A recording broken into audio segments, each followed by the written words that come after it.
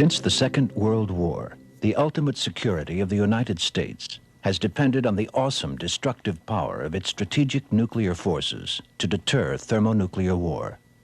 The strength of this deterrence was based on the calculation that we would inflict terrible destruction in retaliation for a nuclear attack.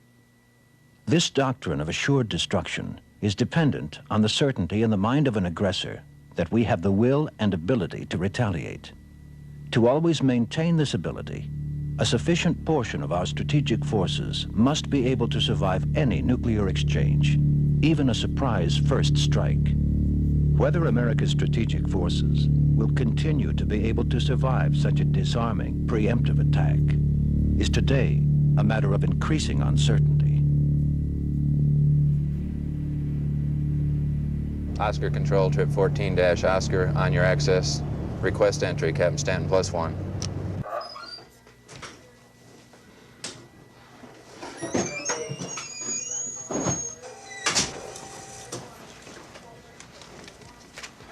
I'll vouch for Lieutenant Krause. Thank you, sir.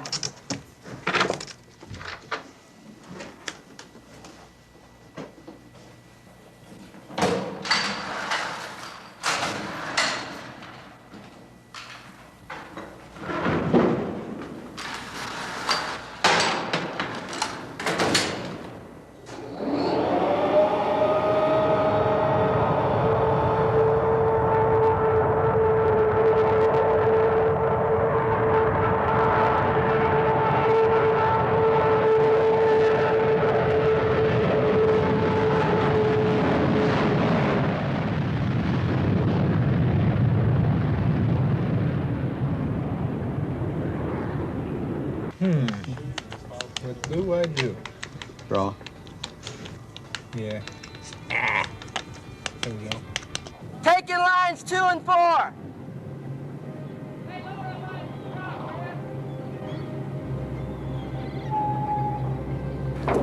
Bridge after captain, lines 2 and 4 are in.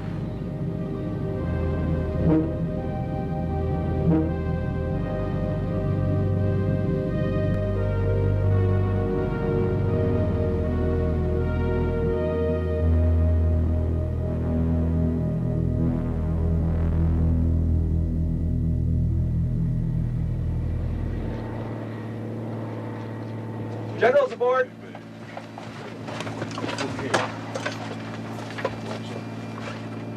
Morning, Major Reinhardt. Morning, sir. How are you? Ketchum. Welcome aboard. How are you? Thank you very much. Morning, everybody. Stand easy, please. How's everybody today? Good. Sir, this is the current world intelligence situation, and you might pay particular note to the nuclear submarines off the east and west coast.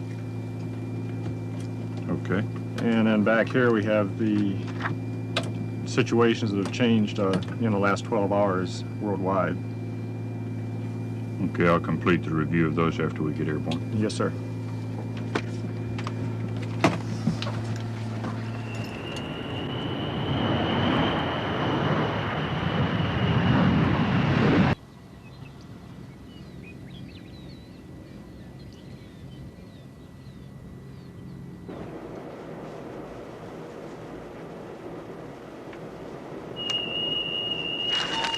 Implement confidence reporting.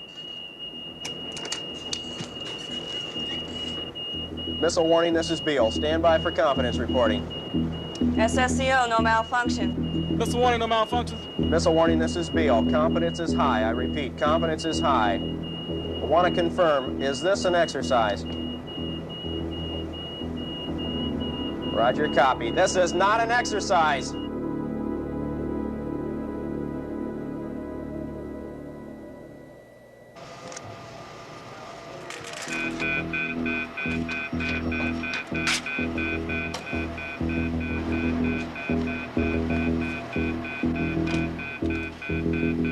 General, this is the senior controller at the command post.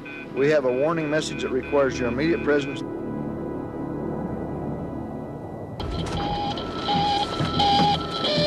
It's the command center with a warning conference, stand by. It's the command center with a warning conference, stand by. It's the command center with a warning conference, stand by. This System display for east is medium. We have predicted impacts of moderate count at this time. Hello, SAC warning controller. This is the airborne. Confirm inbound missiles on the U.S. Roger, understand. Major Reinhardt, we have 12 sea-launched ballistic missiles inbound on the U.S. now. You gonna go out with me tomorrow night? Oh, I thought maybe we'd check out the hacienda and have a dinner or something. Might even let you treat.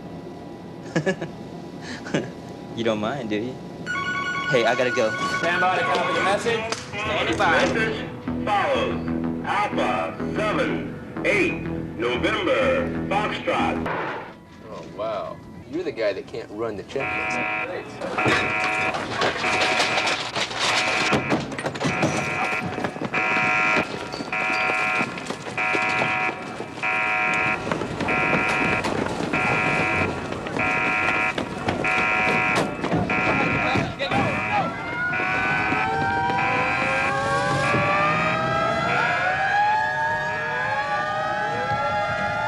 Sir, we've just received a message from the SAC Underground Command Post putting all the SAC Force crews in their aircraft with their engines started. Coochie's waiting for us. Let's go. Okay, man. I got the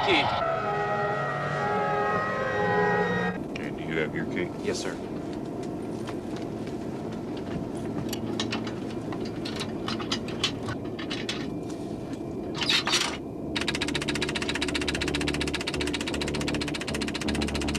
Roger, understand. Major Reinhardt, we have a massive attack against the U.S. net at this time. ICBMs. Numerous ICBMs.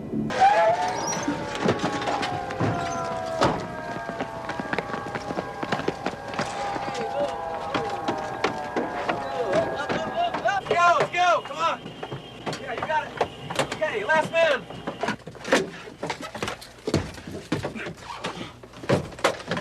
Brakes are set, Coke. Battery's on. Interphone. It's on. 2 and 8, clear ground. External post checked 9. Stand by to start. Okay, get them up. 2 and 8 are up. Come Good on. cuts. Good fire. Rotation ignition. Rest are coming. Okay. 5, 3, 6, 1. Have it, Nav. So we have an ASAP launch message at this time. Winds 130 degrees and 5 gust altimeter 200. And the launch takeoff. Right EC clears by 615 maintain 5000 feet contact on turn departure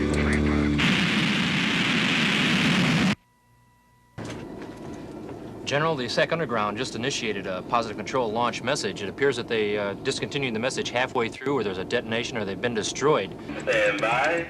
Message follows. Alpha, Tango, Golf, Lima. Sir, based on the initial launch poll and the bombers and missiles that destroyed, these are the targets that we now have uncovered. No longer have weapons against them. X-ray 5. Stand by. Message follows. That's a JCS Delta. execution from the president. X-ray.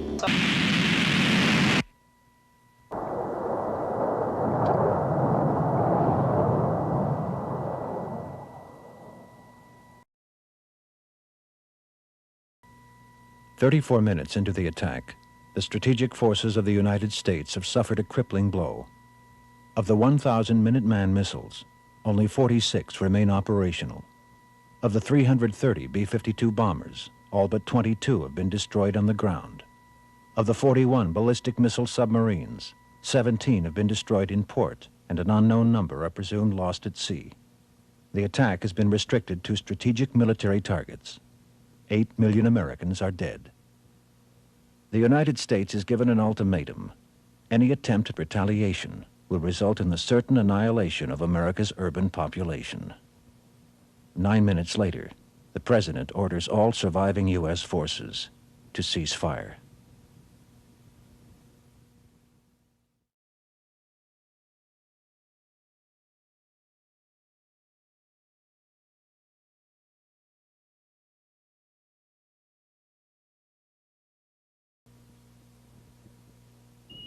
Although the likelihood of a surprise Soviet attack on the United States is very remote, the growing possibility of such an attack being successful undermines our policy of deterrence and brings closer the risk of nuclear war.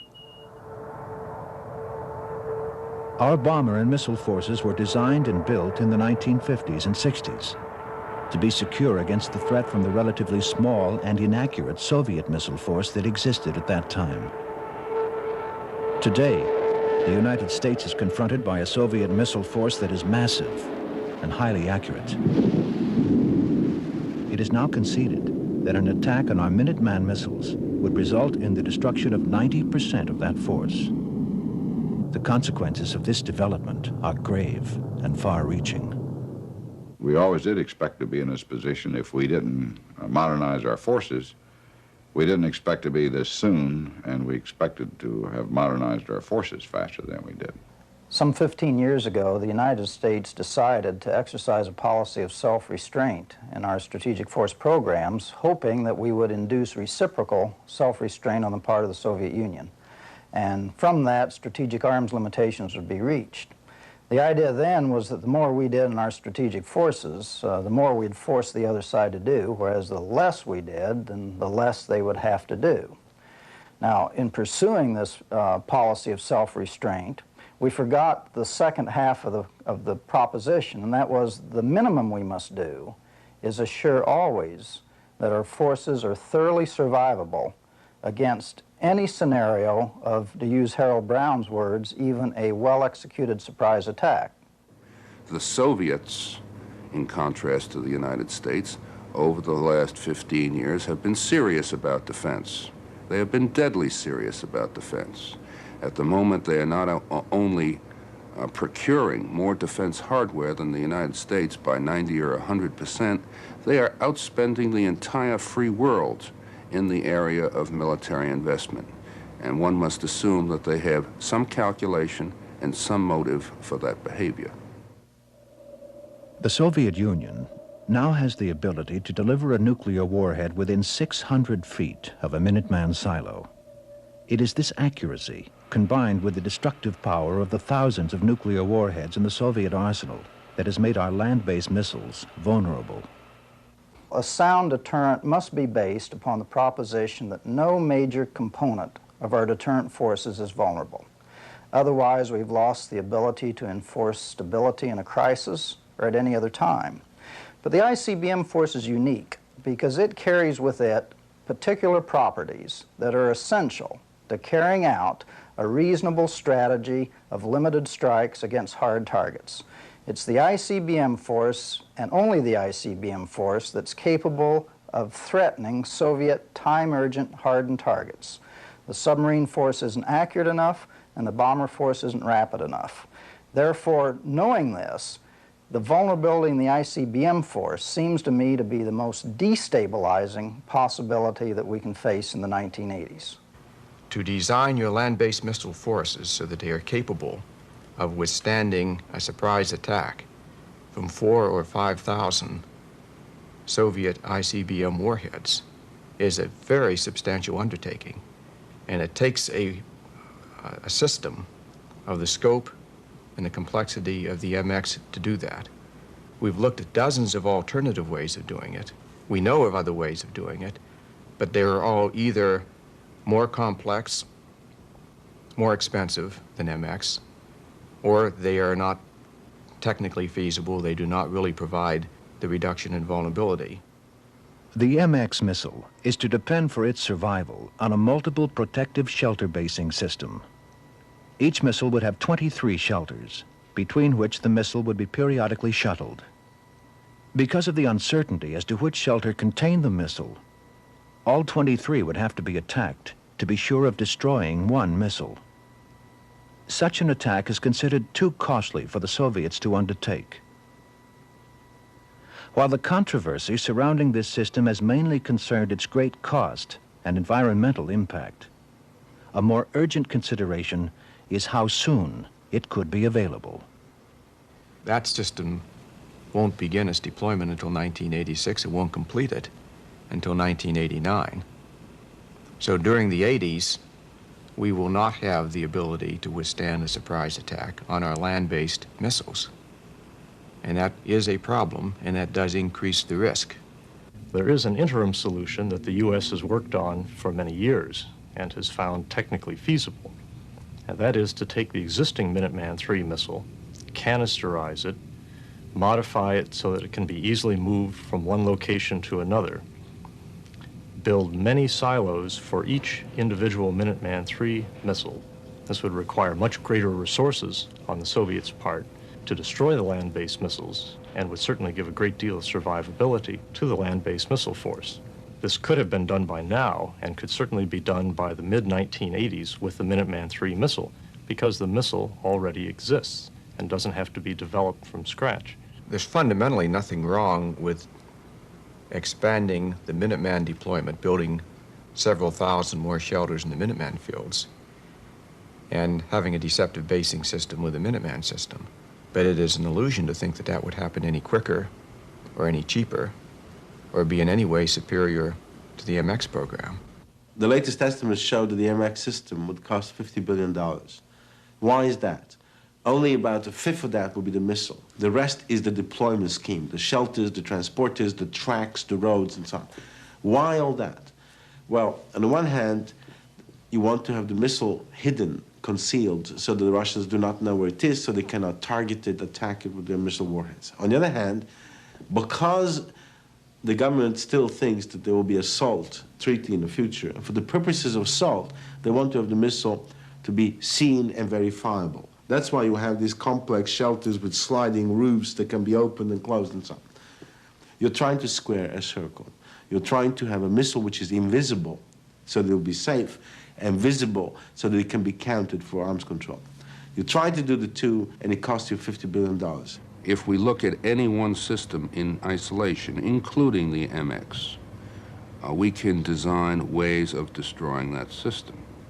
The way that we protect our deterrent is by having multiple systems, all of which have certain advantages as well as certain disadvantages, and the composite of those systems provides us with adequate deterrence.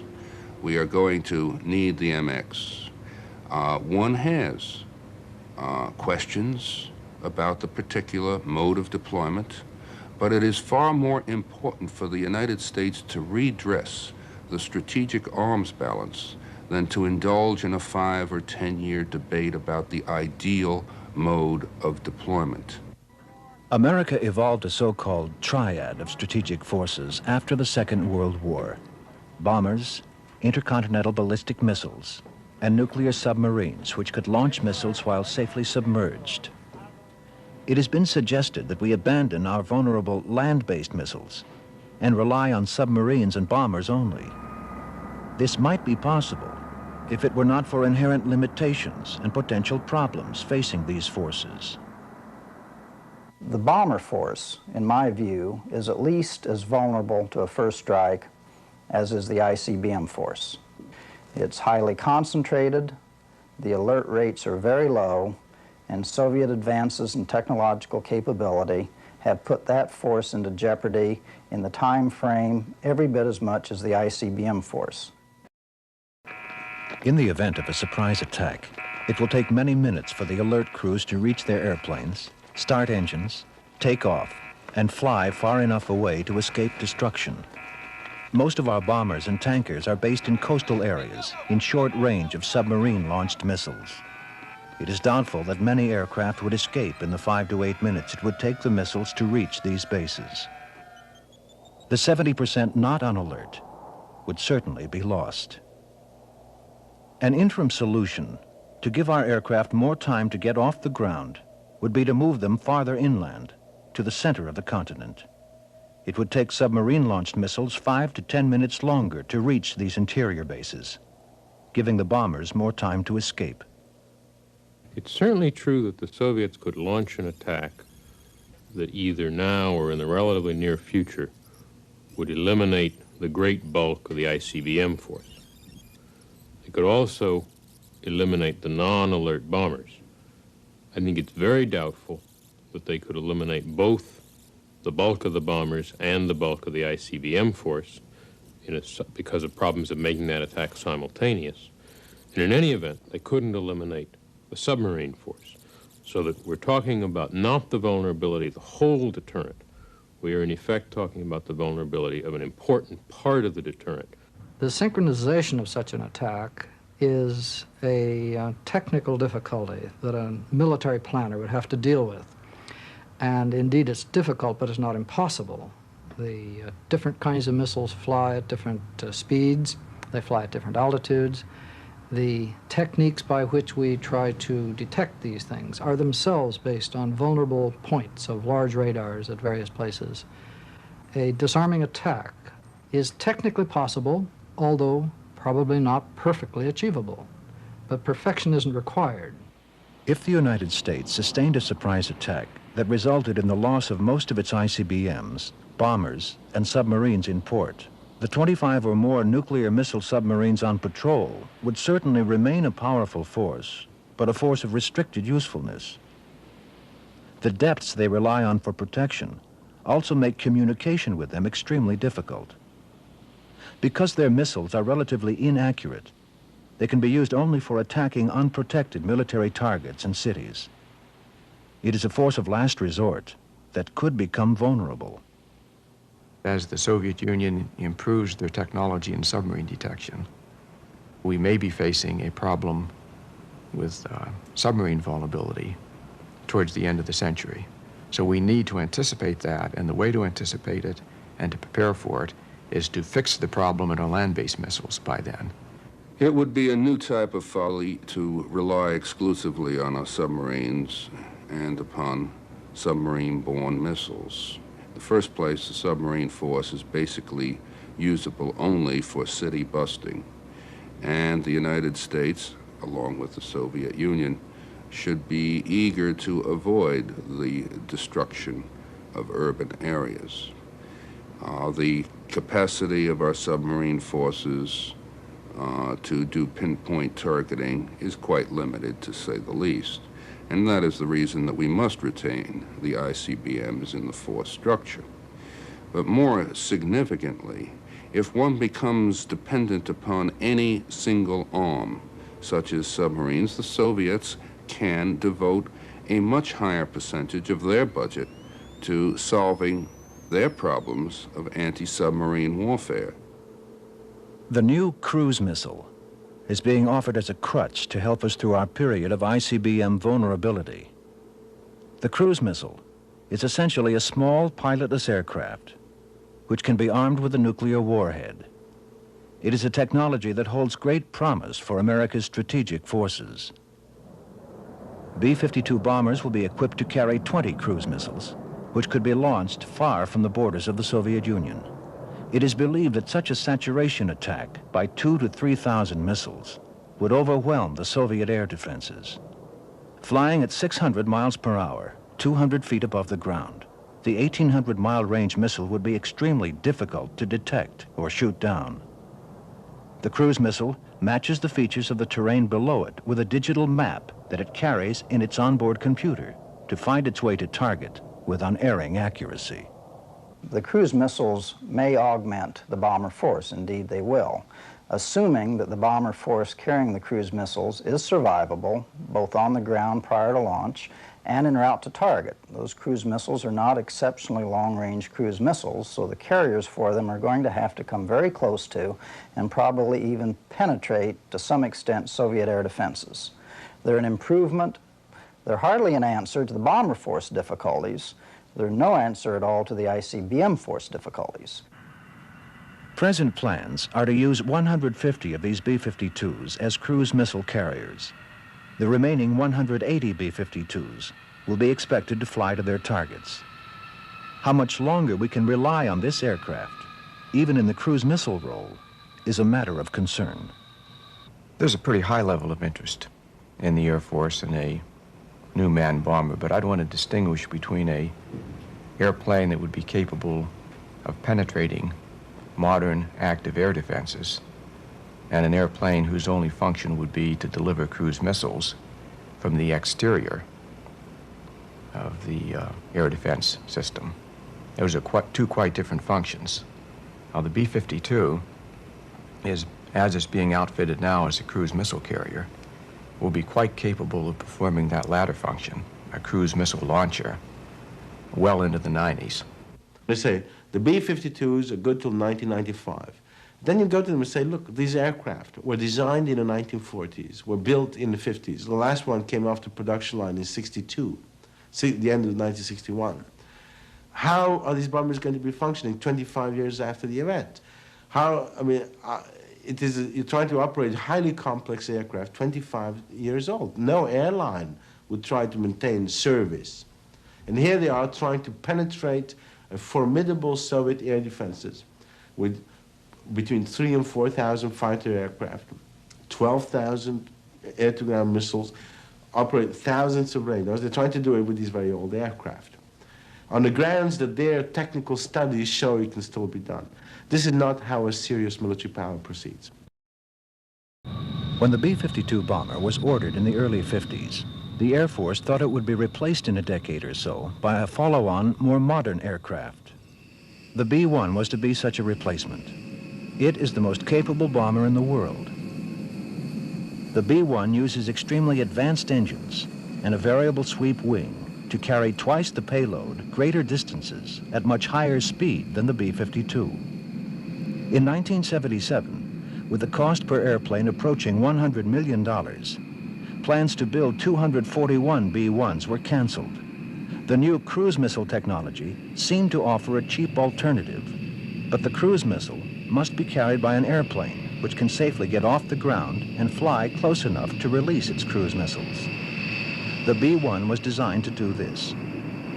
Its quick response, short takeoff, rapid acceleration, and hardness against nuclear blast effects makes it many times more likely to survive a surprise attack than the B-52. Flying at treetop altitudes, 600 miles per hour, the B-1 is very difficult to detect with radar or shoot down. As a cruise missile carrier or penetrator, the B-1 remains the soonest and best hope the U.S. has for an advanced manned weapon delivery system in the 80s. The Soviet Union already has 200 similar bombers, the backfire, against which we have little defense. We dismantled the last of our air defenses in 1975 on the argument that since we had had an ABM treaty and we were defenseless against missiles, what difference did it make if we were also defenseless against bombers? We have a token air defense, what they call enough for control of the sovereignty of the air. We're still using 6 squadrons of F-106 interceptors, which are late 50s technology, most of them manned by the reserve. I should also add that there's a very formidable Soviet bomber force. And they're going to have a free ride. They can roam the country, either after a missile exchange or instead of a missile exchange, and attack or threaten to attack more or less at will. If we deployed some modern interceptors, some F-14s or 15s, both of them are very good, under the control of AWACS aircraft, the new airborne warning and control system, we could have a very significant air defense. The radar net, while it's old, is fairly good at higher altitudes. At lower altitudes, there are gaps. But it does present an avenue where a manned bomber, high speed, in small numbers, could penetrate without warning. And it gives him another alternative. We're talking, of course, about the backfire bomber, but it applies equally as well to the Bear and Bison aircraft, or more seriously to the aircraft he's developing at this time. He's working hard. He's got a B-1. He's got plans. He's thinking in terms of the aircraft that would follow these particular current operational models. So it also poses a very real threat. The Soviets, in all probability, have the capacity to knock out our Minuteman system. Nobody knows for sure, including the Soviets, because no one has ever practiced an attack of this sort. There have been all sorts of tests, but there has never been any operational experience, and we hope that it remains that way. The Soviet leaders should bear in mind, of course, that while they may have the capacity to attack and destroy our Minuteman system, if we ride out the attack, that they can never even be sure of that. And they should never be given assurance that the United States would simply ride out an attack. The reason it's important that they not have in their mind that they might succeed in such an attack has to do with what their ambitions are. What is it that they really would like to achieve? They would like to separate the United States from its European allies. They would like to neutralize and encircle communist China. They would like to expand their influence and get to a position of control over the Persian Gulf. If they control the Persian Gulf, then they can dictate where the energy supplies of the Persian Gulf go. They can then, that will support their policy of dividing European NATO from the United States, of encircling China by neutralizing Japan and Southeast Asia. And it will also have a bearing on what happens in the African continent. So that their entire policy and our entire policy may depend upon what happens in the Middle East. The rest of the world has recognized that since 1945, the balance of power has been maintained by the United States. None of our allies, the former great powers like Britain, Germany, are in a position to do that. Only the United States has the power to serve as a counterweight to the Soviet Union. And as our military capacity has flagged, and more importantly, as we have been perceived to be vacillating on foreign policy issues, our allies and the third world nations have begun to make adjustments in their position. They have begun to consider accommodations with the Soviet Union. And as a consequence, our position worldwide can deteriorate rapidly, even in the absence of an attack on the United States directly.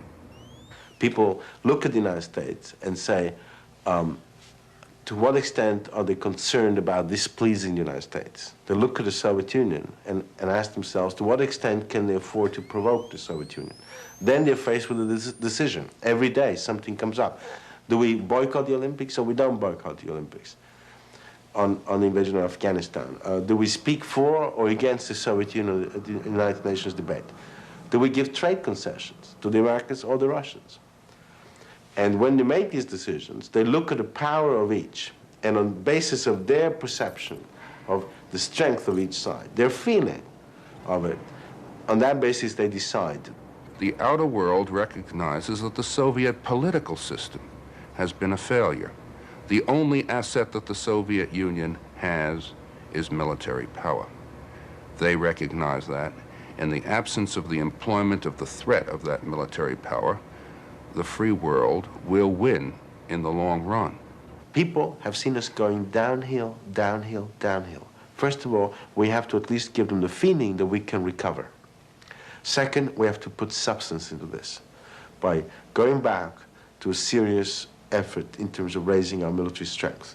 We're now spending 5% and a bit of our GNP. We're competing against the Soviet Union that is spending much more than that. In absolute terms, in real terms, we have to go back competing again. That means more money. I think it means conscription, young people in the service, so we get value for our money, and it will mean, of course, a variety of weapon programs. The third thing we have to do is that in the interim period, when we move from weakness to strength, we have to be very careful, because the temptation upon the Soviet Union to intervene, to prevent us from recovering, to prevent us from reestablishing a deterrence and a balance of power, the temptation will be very great. I don't see the Russians as Nazis. The Russians are not Nazis. They don't relish war and so on. But if we do recover and start moving back towards recovery, there will be a great temptation for them to try and stop us. When the U.S. forces become vulnerable, the Soviets will know that as well as the U.S. will know it. And the Soviets may read that as an inclination on the part of the U.S. to strike first, rather than to wait for the Soviets to attack. and leave nothing surviving in the U.S. strategic forces. This contributes to strategic nuclear instability, to a greater incentive on the part of all sides to try to attack first. And the last thing you want in this world is any incentive for a country to attack with nuclear forces presumptuously, preemptively, quickly.